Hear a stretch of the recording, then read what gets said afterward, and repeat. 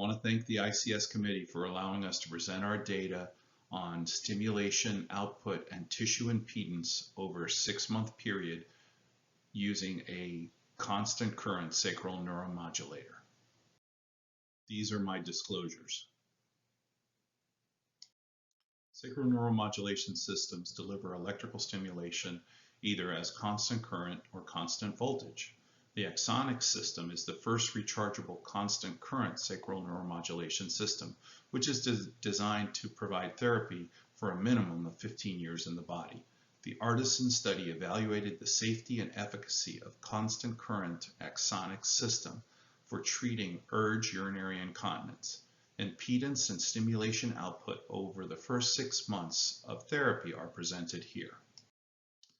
The Artisan study was a prospective single-armed pivotal trial of 129 subjects with urge urinary incontinence. The primary inclusion criteria included 4 urge incontinence episodes on a 3-day diary, and at least 50% of those incontinence episodes associated with urgency. They had to have incontinence about 1 per day and had to have the symptoms of urge incontinence for greater than 6 months. The main exclusion criteria were for patients with mixed incontinence who had primarily stress, and also those who had mechanical obstruction or had underlying neurologic conditions.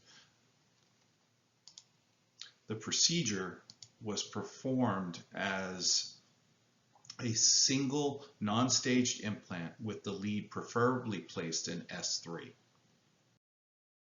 129 patients were initially implanted, and at 6 months, 126 remained in the study.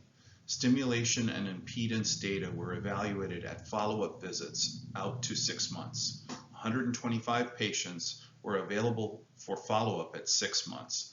Voltage was calculated using Ohm's law, which of course you recall as voltage equals impedance times current. A completers analysis in subjects available for follow-up are here presented. Demographics showed that the majority of our study population was female with an average age of 59 and a BMI of 32. They experienced 5.6 wetting episodes per day on average, and the average stimulation amplitude was 1.5 milliamps. When we looked at the active electrode impedance over time, our results were consistent with other sacral neuromodulation studies, including the Relax OAB and the Insight trial. As demonstrated in the figure, impedance patterns followed the same trajectory over time, with impedance relatively stable for the first 4 weeks and then gradually increasing with time and plateauing about the 6-month time frame. Given that impedance changes over time, a constant current system that automatically adapts to impedance change over time is ideal for sacral neuromodulation, as it can keep patients more constantly in the therapeutic zone. The next few slides will share our data that supports the Axonics constant current system accommodates for impedance changes as compared to a voltage-controlled system. We looked at the current and voltage output in 78 patients who remained on the same active electrode between month 1 and 6. The x-axis shows time is duration, and the y-axis shows how stimulation amplitude changed because of changes in impedance. We can see that participant stimulation current increased by an average of 10% in comparison to the voltage output, which increased on an average of 53%. This data supports the concept that constant current systems are associated with a lesser degree of change in output of stimulation.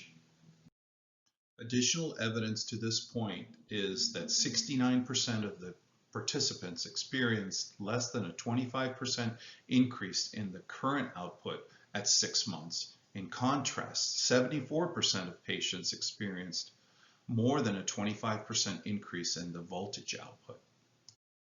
In conclusion, electrode impedance has consistently been shown to increase during the first 6 months after a sacral neuromodulation implant, and this is consistent across studies. stimulation with constant current sacral neuromodulation systems results in a modest increase in the output. In contrast, the stimulation with a constant voltage sacral neuromodulation system results in a significantly greater degree of output. As a result, the delivery of a constant current stimulation to the sacral nerve may reduce the need for patient and clinical adjustment of therapy since it automatically overcomes the impedance changes. I want to thank my co-investigators, and I'd be happy to take any questions.